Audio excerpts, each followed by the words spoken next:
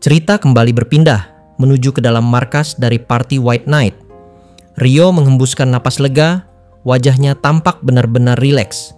Di ruang utama kediaman White Knight, suasana terasa tenang. Komandan Phelps dan Pangeran Abel duduk di kursi besar, saling bertukar informasi dengan nada serius. Sementara itu, di sofa panjang, Rio tengah berbaring santai menerima suntikan jarum akupuntur dari wakil komandan Shena. Ia terlihat sangat menikmati setiap tusukan kecil itu. Dalam hati, ia memuji keahlian Shena, menganggapnya sebagai standar tertinggi dalam seni pengobatan jarum. Shena, seperti biasa, menanggapinya tanpa ekspresi, hanya menyebut bahwa Rio memiliki bakat yang layak dikembangkan. Percakapan ringan itu sempat menarik perhatian Abel.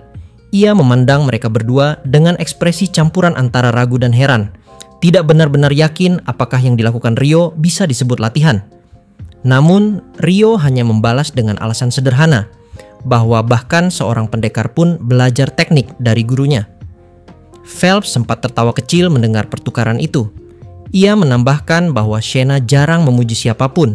Jadi, jika kali ini Rio mendapat pujian, itu berarti ada sesuatu yang benar-benar menonjol darinya. Abel hanya menghela napas pelan, seolah tidak ingin memperpanjang pembahasan. Beberapa saat kemudian, pembicaraan mereka beralih pada topik utama, laporan tentang bintang fajar dan situasi politik yang semakin memanas. Abel menegaskan bahwa ia telah memahami posisi kelompok itu, lalu menanyakan apakah Kekaisaran telah mengeluarkan pernyataan resmi. Phelps menjelaskan bahwa Kementerian Luar Negeri Kekaisaran telah mengumumkan perlindungan terhadap warga negara mereka yang berada di wilayah Count Gother, dengan menyatakan akan mengambil langkah apapun yang diperlukan untuk menjamin keselamatan mereka. Pernyataan itu jelas merupakan dalih. Perlindungan warga negara telah lama dijadikan alasan untuk memicu perang. Baik Abel maupun Phelps memahami hal tersebut. Mereka tahu, sejak beberapa dekade terakhir, konflik antara kekaisaran dan kerajaan selalu berulang dalam siklus yang nyaris rutin. Namun, kali ini, kerajaan belum pulih dari luka dalamnya. Kerusuhan besar di ibu kota menghancurkan sebagian besar kekuatan militer kerajaan. Pasukan ksatria masih dalam tahap reorganisasi, sementara para penjaga bangsawan tewas dalam kekacauan. Keamanan di wilayah timur yang sudah rapuh sejak lama juga tak kunjung membaik. Hasilnya, pasukan di seluruh negeri kini tersebar tipis dan tidak seimbang. Dalam kondisi seperti itu, Menteri Perang berencana mendorong para tuan tanah di utara untuk ikut serta dalam konflik. Nama Marquis Winston Elliot Austin disebut sebagai sosok yang akan memimpin kebijakan itu. Seseorang yang pernah menahan ayah Abel agar tidak meninggalkan ibu kota di masa lalu. Ia dikenal kompeten dalam strategi militer, tetapi tidak piawai dalam politik, dan ironisnya kini harus bertanggung jawab atas keduanya. Abel sempat memikirkan masa lalu keluarganya. Ia menyadari betapa sulitnya ayahnya ketika harus memilih antara tanggung jawab politik dan beban moral sebagai bangsawan. Ia tahu tidak semua keputusan dapat diambil berdasarkan idealisme. Dunia politik penuh dengan keterpaksaan, kompromi, dan pilihan yang tidak ideal. Phelps kemudian menyinggung persoalan lain, kesatuan para bangsawan utara yang tampak rapuh. Ia menilai kemungkinan pengkhianatan di antara mereka cukup tinggi, dan itu membuat Abel terdiam lama. Informasi dari jaringan keluarga Heinlein memang jarang meleset, jadi kekhawatiran itu bukan tanpa dasar. Topik berikutnya yang mereka bahas adalah gerakan Pangeran Raymond, adik raja dan paman Abel sendiri. Sejak lama, Pangeran Raymond hidup terpisah di wilayah Frithwick dan jarang terlibat dalam urusan istana. Namun, kabar lama mengatakan bahwa ia pernah berselisih dengan raja mengenai suksesi takhta. Abel berharap pamannya tidak akan bertindak bodoh dengan bersekutu pada kekaisaran demi ambisi lama. Tetapi Phelps mengakui bahwa pihaknya belum memiliki cukup informasi. Untuk itu, 4 anggota White Knight telah dikirim ke wilayah Adipati Carlisle guna menyelidiki situasi di utara lebih dalam. Dengan begitu, wajar jika beberapa anggota penting seperti Pendeta Gideon saat ini tidak berada di markas. Semua kekuatan sedang disebar untuk memastikan stabilitas di perbatasan. Di tengah pembahasan itu, muncul pula laporan dari Bendahara Negara, Foucault, yang merasa kesulitan mempersatukan para Lord Utara.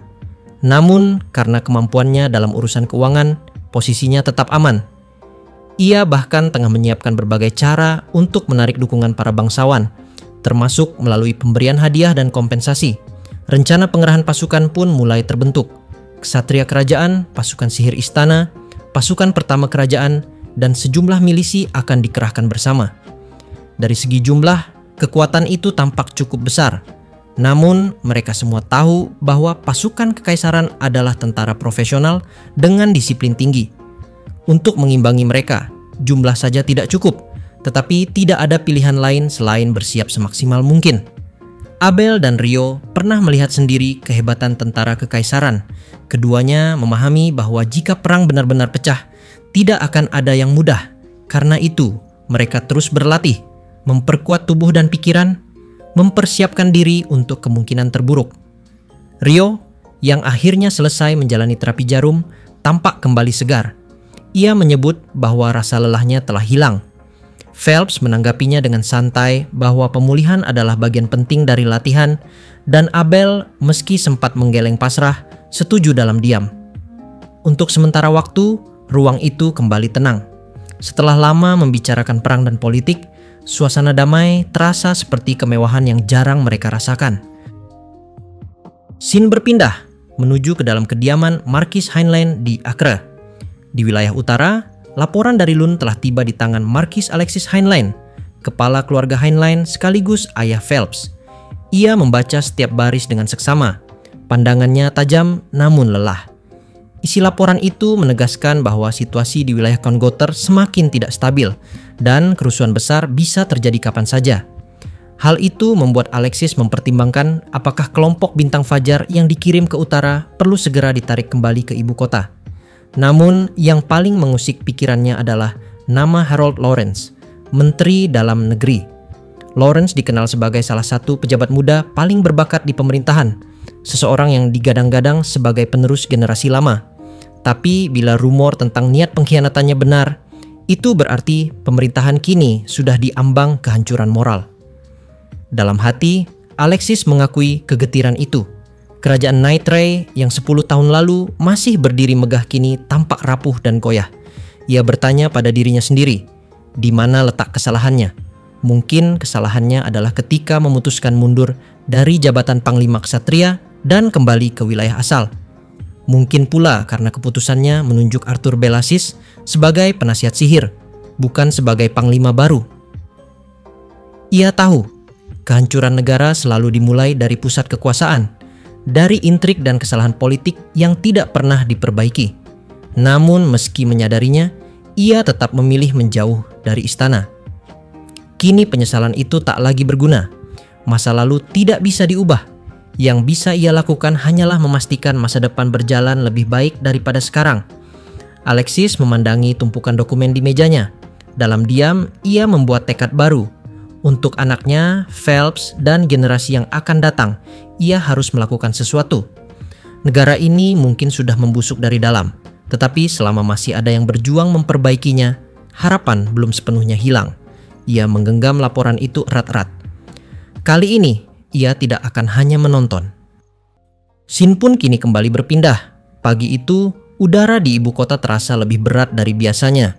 Langit mendung menggantung di atas atap gil petualang, seolah menandai datangnya berita yang tidak menyenangkan. Rio dan Abel dipanggil tanpa penjelasan yang jelas, dan keduanya berjalan menuju ruang kerja Guildmaster dengan langkah yang dipenuhi rasa tidak tenang. Mereka tidak tahu alasan di balik panggilan itu, namun tatapan Hugh McGrath, sang Guildmaster, sudah cukup memberitahu bahwa ini bukan urusan sepele. Ia duduk di balik meja kayu besar, wajahnya menegang. Di hadapannya, dua orang petualang muda itu berdiri tegak, menunggu penjelasan. Yang pertama keluar dari mulut Hugh adalah tentang insiden di Twilight Land. Suara beratnya menggema di ruangan itu, pernyataan singkat yang menghapus segala dugaan. Rio yang semula santai langsung terdiam. Abel yang biasanya tenang menegang seketika. Mereka berdua tahu Twilight Land bukan sekadar urusan misi biasa. Namun, sebelum mereka sempat mengajukan pembelaan, Hugh menambahkan bahwa apapun yang mereka ketahui hanyalah informasi tidak resmi. Dalam catatan diplomatik kerajaan, seolah tidak pernah ada konflik, Tidak ada pertempuran dan tidak ada penahanan terhadap utusan kerajaan. Semua jejak kejadian dihapus bersih oleh tangan politik. Rio dan Abel saling berpandangan, menyadari bahwa kebenaran seringkali dikubur di balik meja-meja perundingan. Bagi kerajaan, bukan fakta yang penting, melainkan kesepakatan yang menjaga keseimbangan antara dua bangsa. Hugh hanya mengangkat bahu, ada perintah dari istana, dan tidak ada ruang untuk mempertanyakan. Sebagai gantinya, mereka berdua menerima penghargaan. Sebuah medali perak kecil yang berkilau di dalam kotak kayu, disebut sebagai medali kehormatan kelas ke-10. Tidak ada upacara megah, tidak ada pengakuan publik, hanya ruangan sepi dengan 3 orang di dalamnya. Rio menatap medali itu dalam diam. Baginya, benda itu terasa hampa. Abel hanya tersenyum samar. Ia sudah lama paham bahwa politik kerajaan jarang memberi ruang untuk rasa bangga. Keheningan itu terpecah oleh suara pintu yang terbuka tiba-tiba. Seorang staf perempuan, Nina, muncul dengan wajah tegang. Laporannya singkat, namun mengubah seluruh suasana. Pasukan kekaisaran telah menyeberangi perbatasan. Suasana di ruangan itu membeku. Hugh hanya mengangguk, seolah telah menduganya sejak lama. Tetapi bagi Rio, kata-kata itu seperti petir di siang bolong. Ia baru saja menyaksikan pertempuran di perbatasan, dan kini negaranya sendiri menjadi medan perang. Pikirannya berputar kacau, membayangkan kemungkinan kalah, kemungkinan ditawan, kemungkinan kehilangan segalanya. Tangannya gemetar. Ia membayangkan hidup sebagai tawanan kekaisaran, penyihir asing tanpa tempat. Kecemasan itu menelan seluruh akalnya, sampai sebuah sentuhan lembut di bahunya menghentikannya. Abel yang duduk di sampingnya hanya mengucapkan satu kata, singkat namun kuat, dan satu kata itu cukup. Dalam sekejap, Rio kembali sadar. Suara Abel menembus kabut ketakutannya. Tidak penting apa yang dikatakannya, yang penting siapa yang mengatakannya. Untuk sesaat, dunia menjadi tenang. Rio mengangguk pelan, mengucapkan terima kasih dengan tulus. Hugh kemudian membaca laporan lanjutan. Pasukan musuh berjumlah sekitar 7.000 orang. Serangan berskala besar yang hanya terjadi sekali dalam 5 tahun. Baginya ini bukan hal baru, namun di mata Rio ini adalah bencana. Abel mencoba menenangkan dengan logika sederhana. Kalah dalam satu pertempuran tidak berarti kalah perang. Namun belum sempat kalimat itu selesai, tubuh Abel tiba-tiba goyah. Ia menahan dada, wajahnya pucat.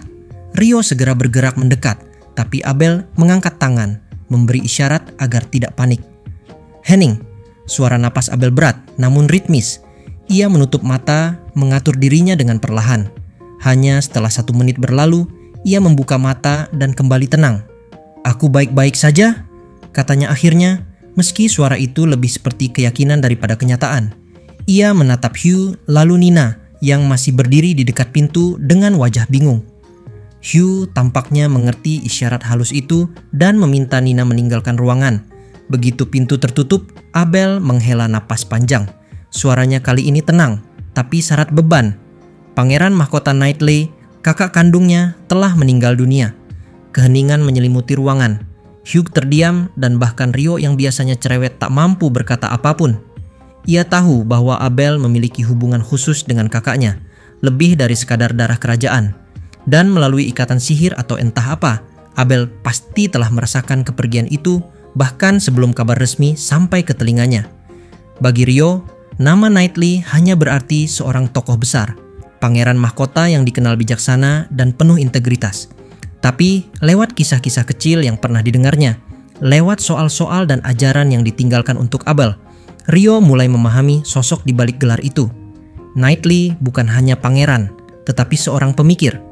Ia menguji adiknya bukan dengan ujian kekuatan, tetapi dengan pertanyaan-pertanyaan yang menuntun pada makna sejati kepemimpinan. Pertanyaan seperti, untuk apa sebuah negara ada? Apa yang boleh dan tidak boleh dilakukan seorang raja? Bagaimana hubungan antara rakyat, negara, dan penguasa seharusnya terjalin? Itu bukan sekadar soal, itu refleksi dari seseorang yang melihat jauh ke masa depan.